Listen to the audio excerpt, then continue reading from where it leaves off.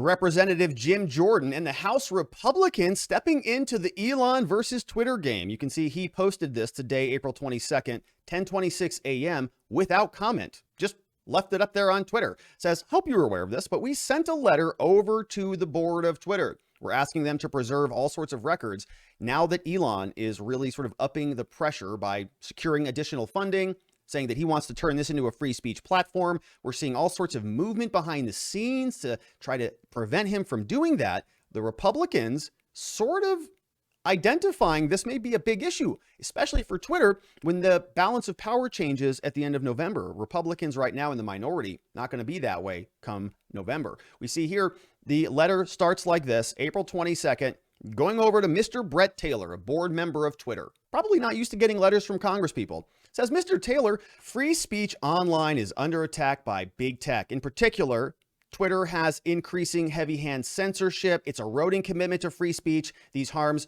follow from how Twitter and other social media companies have been increasingly functioning as the public town square for the American people. Referencing footnote number 3, going back to some of Elon's actual Twitter posts. Now, this is something that I've been saying for a long time. I was sort of shocked that more Democrats weren't outraged by this, largely because when I was growing up, I remember them being free speech advocates. George Bush was the person who was trying to silence them, and they were demanding free speech at every turn. Now, that's not the case. They removed a sitting president from their platform on Twitter, and it was more than just preventing Donald Trump from being able to communicate to his people that I found so offensive. It was also the right of the user, the people who were on there who wanted the content from the president directly delivered to them in an accessible format.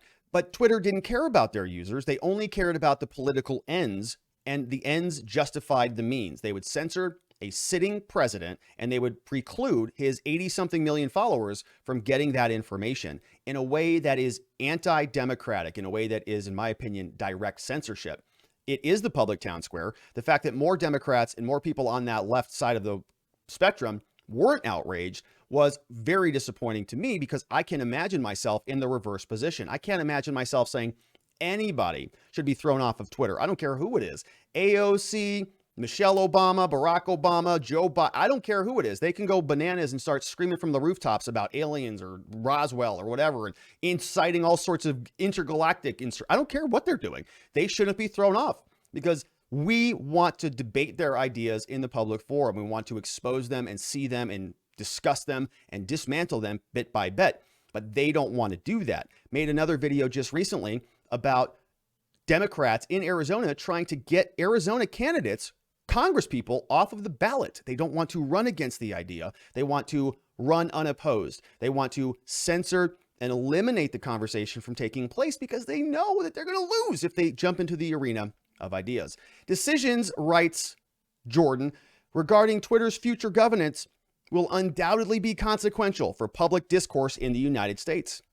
No doubt. That's why they take control of it. That's why they're fighting for this so hard. It says it could give rise to renewed efforts to legislate in furtherance of preserving free expression online. A little bit of a threat there, saying, listen, we're going to sort of have this conversation one way or another. Either you respond to this and start preserving these documents, or else Congress might have to think about additional regulations. You wouldn't want us to regulate, would you? He continues, among other things, the board's reactions to Elon Musk's offer to purchase Twitter and outsider opposition to Musk's role in Twitter are concerning. Twitter's board members have a fiduciary duty to the company's shareholders. These duties apply despite how many corporation leaders increasingly pursue progressive policy goals divorced from shareholder interests. He writes, as Congress continues to examine big tech and how to protect Americans' free speech rights, this letter serves as a formal request that you preserve all records and materials relating to Musk's offer to purchase Twitter, including Twitter's consideration and response to this offer, and Twitter's evaluation of its shareholders' interests with respect to Musk's offer.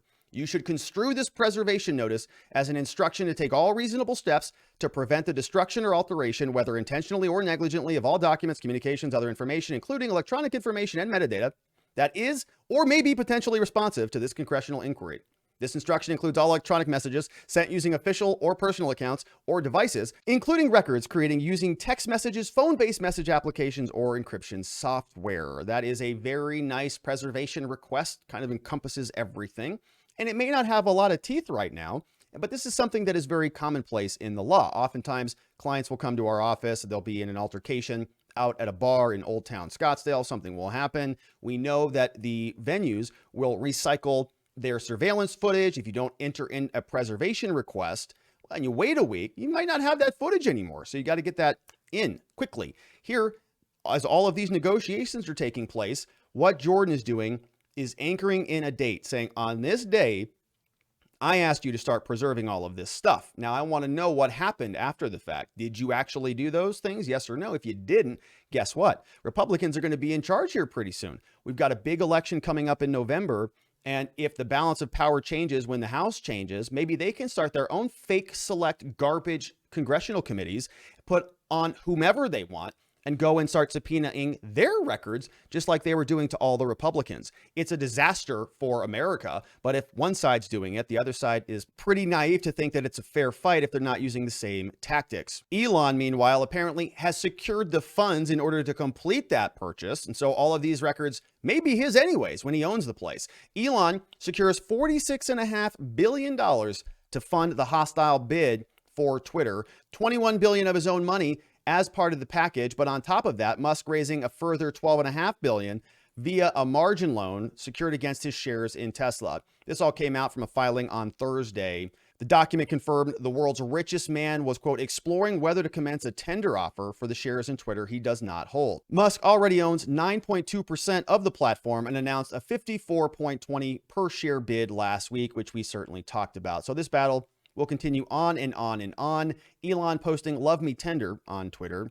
And we prognosticated that this battle was going to heat up, waiting for the day when Elon's going to be called a racist, or when he's going to have some Me Too problems coming up, or when something bad is going to come against Elon. And that day is here. We saw this last weekend. Saturday Night Live came out with a comedy segment on SNL that says Elon wants to buy Twitter just so he can say the N-word. This is a 3-minute, 58-minute clip. Most of these are not funny. So he can loosen its free speech rules. That's how badly white guys want to use the N-word.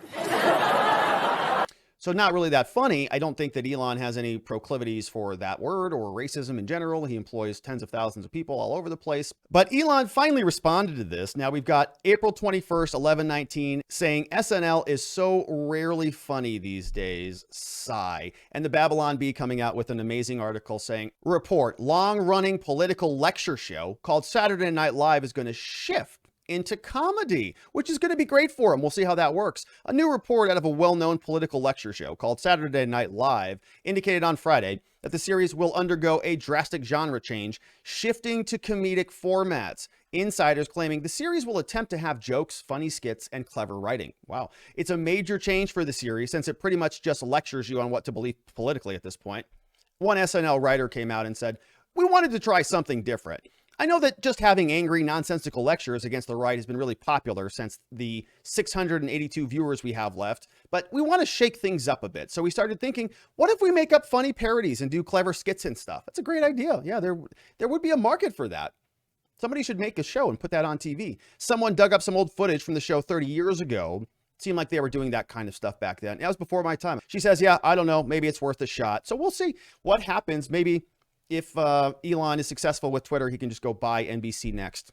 And so we've got House Republicans now on the case. Jim Jordan, Steve Chabot, Darrell Issa, Matt Gaetz is there, Ken Buck, Mike Johnson, Louis Gohmert, Andy Biggs, who's going to be running again. We see Tom McClintock, Tom Tiffany, Dan Bishop, Bence, Burgess Owen, Scott Fitzgerald, Chip Roy, and many others. And so those are the Republicans. They're going to be in charge soon. They're going to have all those powers and the ability to create their own fake January 6th select committees, except it won't be for January 6th. It can be for whatever they want. And boys, there are a lot that they can have committees for. I'm looking forward to seeing what they come up with. I hope you are too. I would love it if you subscribed before you got out of here. Gave us a like if you like this content. If you thought it was useful, I'd also appreciate it if you shared it with somebody, invited them over to our channel to come and check it out. And I look forward, my friends, to seeing you on the next one.